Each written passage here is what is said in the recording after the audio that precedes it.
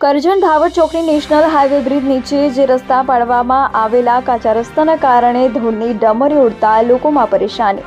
આસપાસના ડ્રાઈવરો તેમજ દુકાનદારોએ ભરથાણા ટોલ ટેક્સ ઉપર આપ્યું આવેદનપત્ર।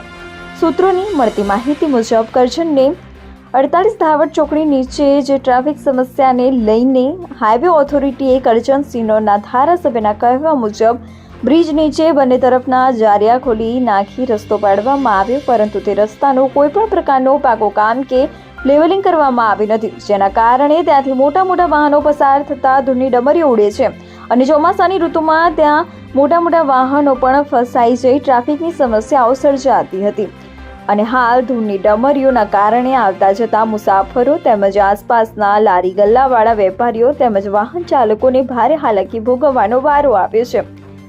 આ સમસ્યા ઘણીવાર મીડિયા પ્રકાશિત કર્યા છતાં જાડી ચામડીના અધિકારીઓ પર કોઈ પણ પ્રકારની અસર જોવા મળતી નથી।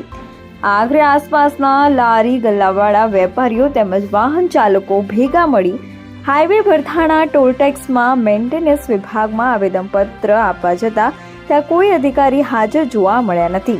જ્યારે ધારાસભ્ય સાથે ટેલિફોનિક વાત થતાં તંત્ર સફાળું જાગ્યું અને તાત્કાલિક ઓફિસમાં હાજર જોવા મળ્યા। પ્રજાની માંગ એવી છે કે આ રસ્તાને લેવલિંગ કરી પાકો ડામરવાળો રસ્તો જલ્દી બનાવવામાં આવે, જેથી ઉડતી ધૂળની ડમરીઓથી લોકોનું સ્વાસ્થ્ય જળવાઈ રહે અને રોગચાળાથી બચે તેવી માંગણી કરવામાં આવી હતી।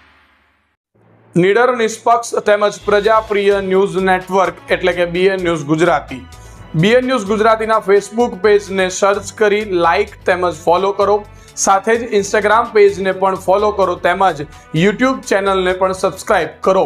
BN ન્યૂઝ ગુજરાતી સર્ચ કરતાની સાથે જ તમામ સોશિયલ મીડિયા પ્લેટફોર્મ ઉપર BN ન્યૂઝ ગુજરાતીના ઓફિશિયલ પેજ આપને મળી જશે તેમજ સમગ્ર ગુજરાતના સમાચારો સાથે BN ન્યૂઝ ગુજરાતીની સાથે રહી અપડેટ રહો।